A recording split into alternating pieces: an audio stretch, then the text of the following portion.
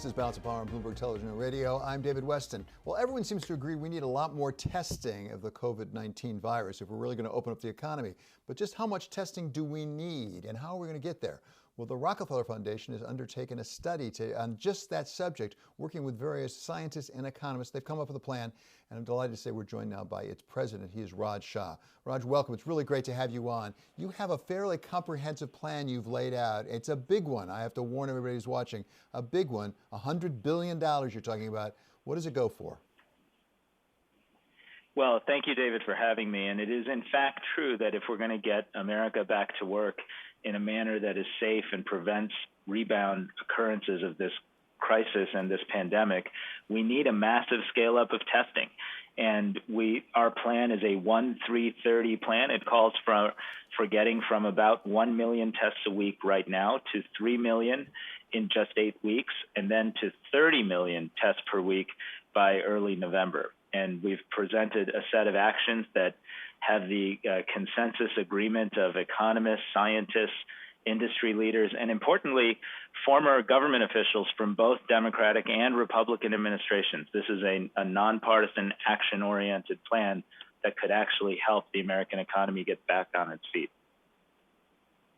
30 million tests a week. That's a tall order. How'd you come up with that number? Well, the number is basically what's required to reach the groups who need critical access to testing when the economy is functional.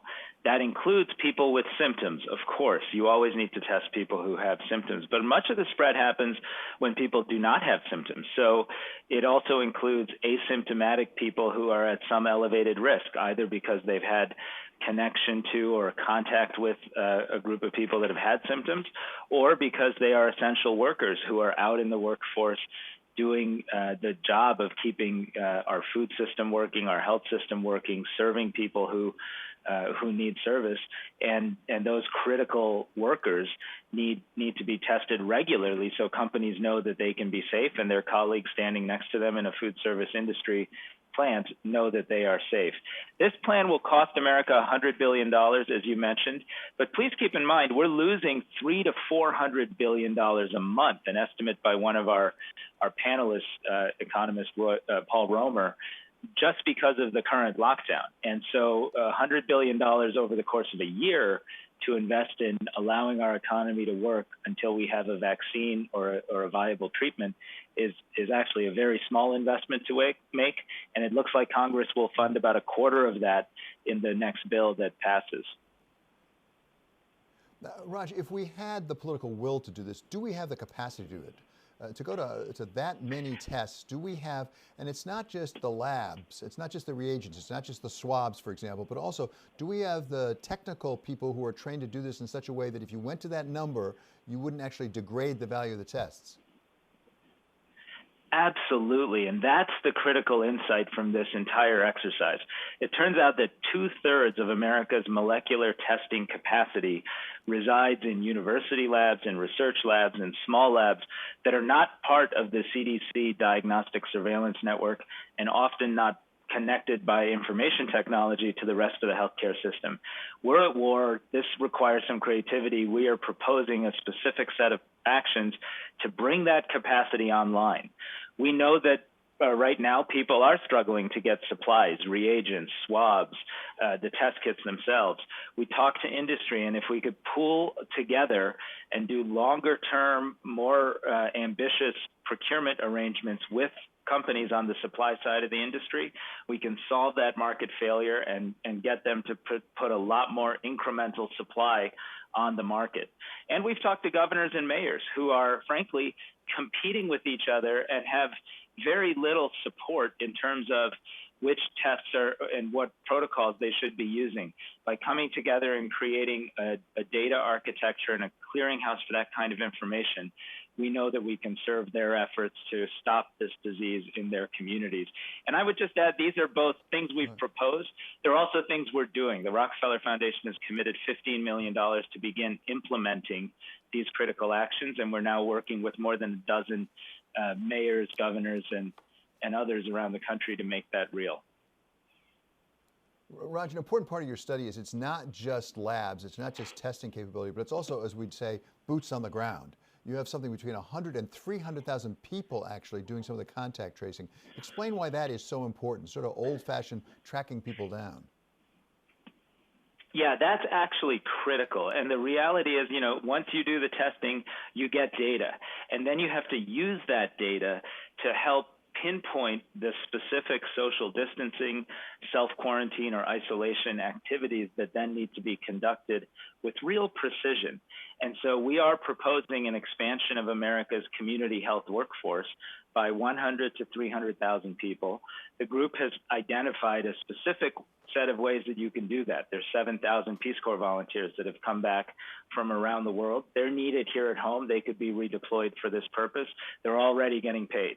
There are authorities in the federal government that support programs like AmeriCorps, and we know that we can ask the National Corporation of Public and Community Service to scale up the way they finance local cities and states to build out a healthcare workforce.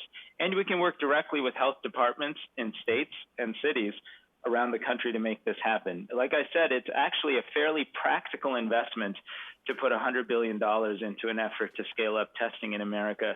And we're already spending trillions dealing with the symptoms of this crisis, which are, this economic fallout.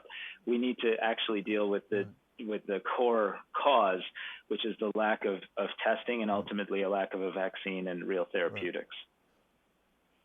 So, Raj, finally, as I say, it's a comprehensive report. You're talking, is the President of the United States and the Vice President, who's head of the Coronavirus Task Force, are they listening? Well, the federal government, represented by both the administration and Congress, look like they are going to make an initial investment of $20 to $30 billion in an effort to scale up testing. About half of that money will go to states, and we stand ready to work with the federal government as well as states and localities to make this happen. I helped lead the Ebola crisis in 2014, and I saw that when we come together across party lines, across the public sector and the private sector, and across federal, state, and local, we can do incredible things, whether it's stop Ebola in West Africa or stop COVID-19 in America. And so we're very hopeful that this action plan will actually mobilize real cooperation and collaboration with the federal government, in addition to state and local governments we're already working with. Okay, Raj, thank you so much for your time today. Really appreciate this. Raj Shah, he is the head of the Rockefeller Foundation. And now it's time for Bloomberg First Word News. And for that, we go to Mark Crumpton. David, thank you. The U.S. death toll from the coronavirus has now reached 50,000. It's now the global epicenter of the outbreak. The latest figures also show that some 870,000 people in the U.S. have been infected. New York City has been the hardest hit. More than 16,000 people have died here. President Trump has signed that $484 billion spending package that includes more money for small businesses devastated by the coronavirus pandemic. During a signing ceremony in the Oval Office today, the president called the bill, quote, a tremendous victory. The new law would revive a small business loan program that ran out of money after being overwhelmed by demand. It will also deliver tens of billions of dollars in aid to healthcare providers and provide $25 billion to expand U.S. testing for the virus.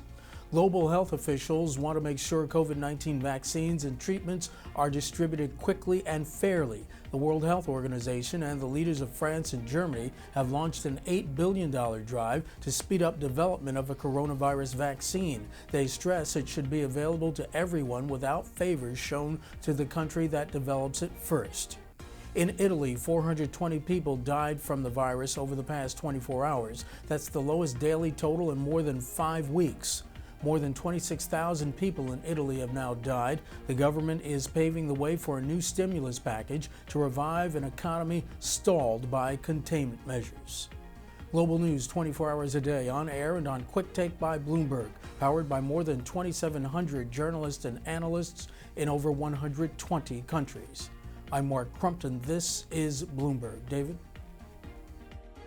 Thanks so much, Mark. Well, it's one of the biggest events of the sporting year. It's the NFL Draft, and last night it began in a very different way. We go to the Commissioner of the NFL, Roger Goodell, for a full report on how the first night went. That's coming up on Balance of Power on Bloomberg Television and on radio.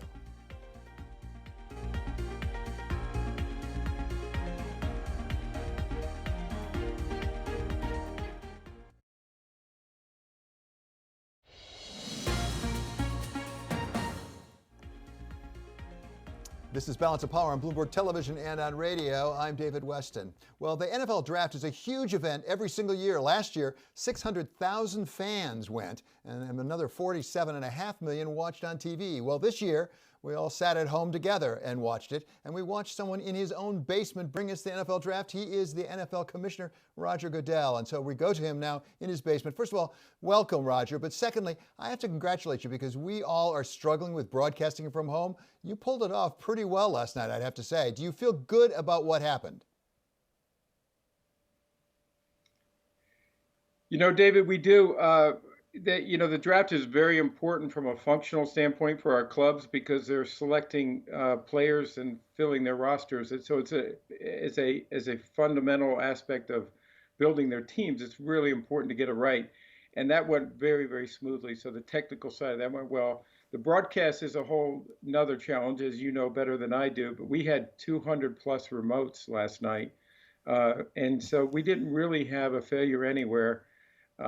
It really worked quite well, and that's engaging with fans, with the prospects, with our clubs, obviously with the media themselves. So, all in all, it was a great night for us, and we were really pleased with the kickoff. We got 2 more days to go. Yeah, well, for those of us involved in broadcasting, we were counting all those remotes, and we saw how many you had, and we were very impressed.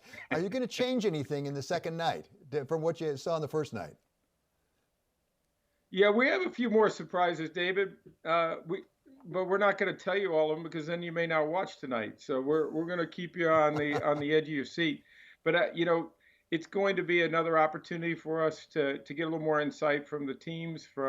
We still have a lot of players to go, and we're going to be connected with them. And of course, the fan connection. We see a lot there, and we have something on the Draftathon, which right now we're well over $80 million, and we're looking to really take that to another level. It's exciting for us to be able to give back as part of this event. So, Roger, the purpose of the draft is to get the teams together so they can play one another. And I know none of us knows, and I don't think you know, whether in fact we'll have a season the way we are used to having a season. But at what point do you have to make decisions about whether in fact you will play the games as scheduled and whether you'll have fans in the seats? Well, David, I think the one thing I've learned through this entire process is you really can't predict the future. It's changing quickly, and we have to still, be willing to pivot and adapt, which we've done. Over the last couple months of this crisis, we've changed the way we've done our off seasons. We obviously changed the way we did our draft. We'll continue to do that. I think our job is to be prepared and to plan and be in a position where we're ready to go. We will obviously put public health as a number one priority and the health of our participants, whether it's the players, the coaches, and all of our partners. But we do want to make sure our fans are safe when they attend events. So we will be putting protocols together on all of those levels. We hope all our facilities are closed right now. So we'll be trying to open those in the next 30 to 60 days, and we'll be working with governors and local officials to make sure that we're doing it in a way that's responsible to all of the people, whether it's team personnel or whether it's fans. If we get to that point sooner rather than later, we'll do it in the right way, and we'll do it in a way that is going to be responsible and safe. Roger, as we look around the country, you mentioned governors. The governors are not necessarily agreeing with one another about how far they can go and how fast. When it comes to the NFL, will you have to have unanimous agreement among the owners before you decide to go forward? No, we work on a basis, David, where it's a super majority. So 32 owners, each has a vote, and it's 24 clubs needed to move forward on any major issue. One of the things, though, that complicates this from a traditional business is that we have competitive considerations that are really important in the way we go about this. So we wouldn't want 10 clubs, as an example of the 32, that can open their facilities and the other 22 can't, because that would lead to competitive disadvantage for some of those teams. And so we would probably open our facilities across the country on the same day, which is going to be challenging because, as you say, governors are taking different approaches for the right reasons, by the way. They're facing different challenges. But I think if we put these protocols in the right way and ramp this up in a way that's responsible, we can do this where we can convince the governors this is the right way to operate our business, just as we did last night with the draft. We did it from home. We did it with 0 exemptions. We were certainly consistent with federal and local regulations.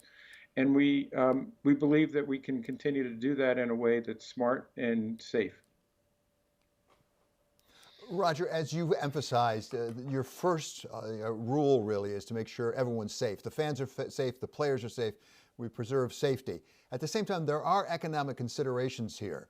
At what point does this begin to hurt the teams, hurt players' salaries, their compensations, and affect your media contracts? Well, it does, and we'll be working hand in hand with the union and obviously our clubs and our partners. They're all a big part of this equation. I think everybody wants to see football, but they want to see it done the right way, and that's our focus. And we're focused on getting that season started and doing it consistent with those guidelines and doing it safe for everyone. But I think the economics come into play, and there'll be factors. But I think the driving force for us is going to be the medical side of it, and then making decisions about, balancing the economics so that we do it in a way that's responsible for everybody, our partners and the players and our fans, of course. How much of the real essence of football, the benefit of football that we all receive every year, how much of it is caught up in the fans being in the seats? Could we have a lot of that benefit if we were watching it at home on our TV the way we did your draft last night? I think the draft experience is different, but, the reality is that, 93% of our fans are watching on some type of media platform, and that's changing quickly, as you know. But the 7% that come into our stadiums, they do make a difference because the stadium experience is different and it's fun, and I think it's the best experience. But the media partners do a wonderful job of bringing that technology and bringing that experience into everyone's living room. And we want to continue that balance. But when you're watching a sporting event, you want to see people in the stands. The crowd is part of that enthusiasm and that excitement. And it's not much different than the draft. It was a different experience last night for us with the draft. We were able to do that with a lot of great partners, from AWS to Verizon to Bose and to Microsoft. And all those companies helped us pull that off technically. And it was important to us. But we also wanted to make sure that the fans were incorporated into that. And that's something that we'll have to give a lot of creativity to, depending on how the circumstances unfold going forward. But we want to see them in the stands if we can, safely. Of course. Roger, NFL, those football games are very entertaining, but you're also citizens of local communities. Your players participate in local communities. Your teams do. Your owners do. Well, give us a sense of what the NFL is doing to try to help the communities that are hurting so badly right now from this coronavirus. Well, it goes across so many platforms. Our players have been extraordinary, as they always are, in giving back in their communities. We're so proud of them.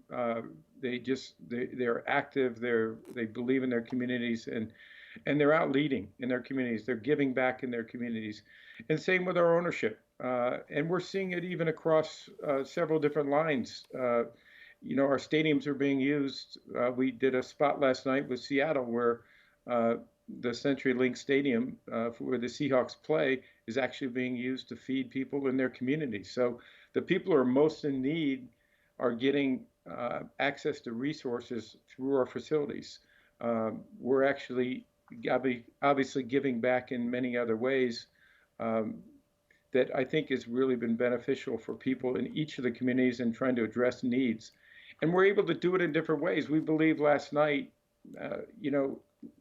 the Draftathon is going to obviously generate, we hope, $100 million or so that's going to go back into communities and fund 6 national organizations that are doing important work in their communities. So all of this activity, I think, and putting our first responders on that kind of a platform is going to be really great, helpful in making sure people know how much we appreciate the work that's being done, the heroism that is just, they're just such great heroes, and they're out there really working hard for us, and we want them to know we appreciate it in the National Football League.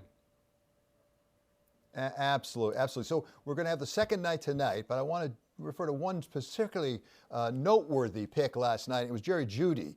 It was picked by the Broncos out of Alabama, a wide receiver. And I want to mention that in particular because my hat's off to you. I don't know what was in your head, but you decided to dance virtually with Jerry Jeudy last night. Give us an explanation about what exactly you were thinking.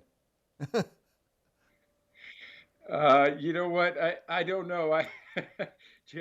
Jerry's a great young man and a great story in and of himself. Just a super young kid.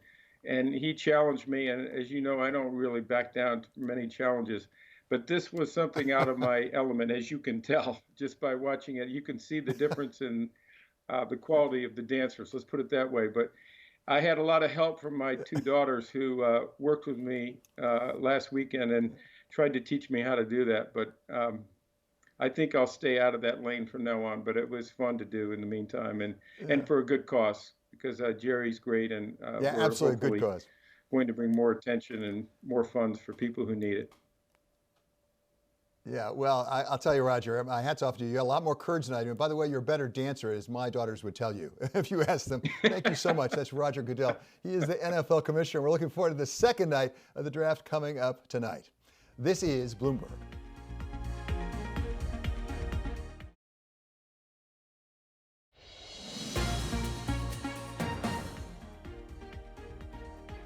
Welcome back to Balance of Power on Bloomberg Television and Radio. I'm David Weston. A programming note now. Tonight at 6 p.m. Eastern Time, we have Wall Street Week. We'll be joined at the top of the hour live with Afsani Beshlas talking about that climactic week in oil. She is an oil expert. At the end of the hour, we'll have Larry Summers talking about exactly what needs to go on with testing and also his thoughts on Mitch McConnell's idea about letting states go bankrupt. In between, we'll have Nancy Pelosi, the Speaker of the House, as well as Ralph Schlosstein. Coming up in the second hour of Balance of Power over on Bloomberg Radio, we're going to be talking with Richard Trumka. He's the head of the AFL-CIO. By the way, they represent the NFL players. This is Balance of Power on Bloomberg Television and on radio.